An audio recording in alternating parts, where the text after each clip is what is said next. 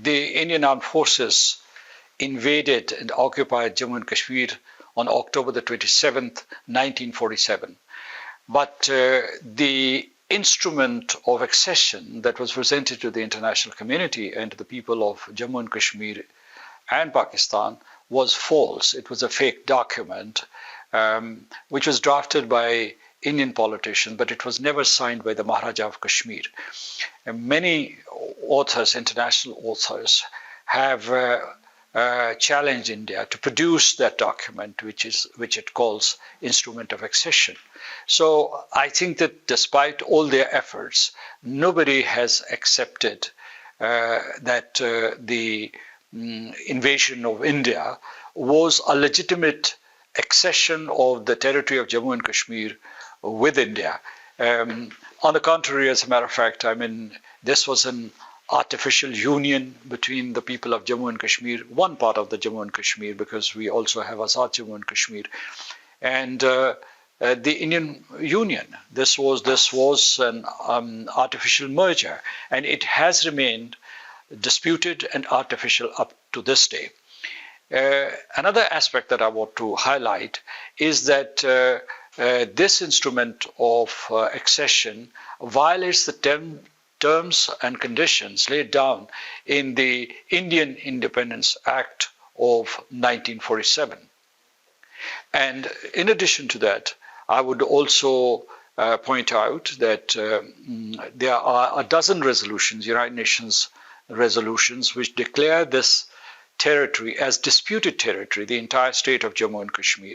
So in this context, I'd like to highlight that the instrument of accession peddled by the Indian authorities has no legal validity. It has no political support, and historically, it was a distortion of the instruments which had been given for the realization of the right to self-determination of the people of Jammu and Kashmir.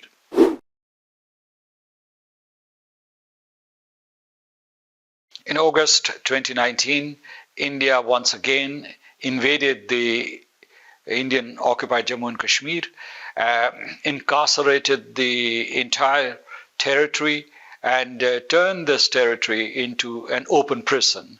It remains an open prison up to this day. It's not a free land. And the people of Jammu and Kashmir were not consulted in regard to this invasion.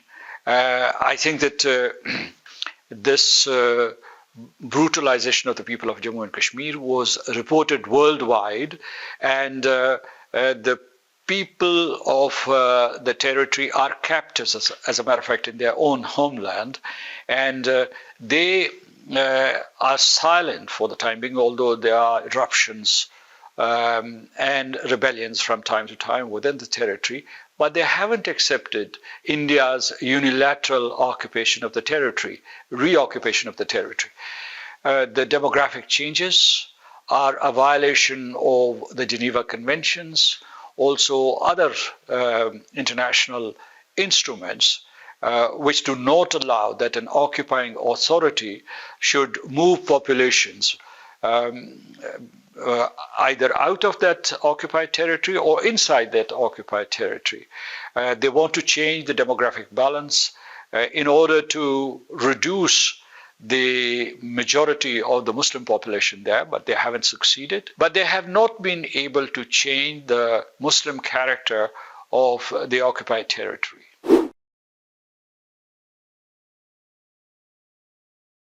We are grateful to the United Nations Security Council for passing resolution after resolution from the late 1940s to 1957, endorsing the right to self-determination of the people of Jammu and Kashmir and prescribing a method for the realization of that right. And that method is a plebiscite, a democratic way of ascertaining the wishes of the people of Jammu and Kashmir. But because of international politics, because of the complexities of international politics, those resolutions could not be implemented. This is one aspect. The other aspect is India's opposition to the implementation of those resolutions. India has blocked every effort to implement United Nations Security Council resolutions. As I speak today, those resolutions are still valid and operative. And they are functional in the sense that they can be implemented today. Pakistan is ready for the implementation of those resolutions. Kashmiris, the people of Jammu and Kashmir, are ready for that. United Nations, if invited, would go ahead and to hold a plebiscite. Only India is a big barrier to the realization of the right to self-determination of the people of Jammu and Kashmir. So I think that we do not blame the United Nations. I know the realities of realpolitik, that India sided with the powerful nations of the world to block the implementation of the UN Security Council resolutions. And that's one of the factors why the United Nations has not been able to fulfill its mandate.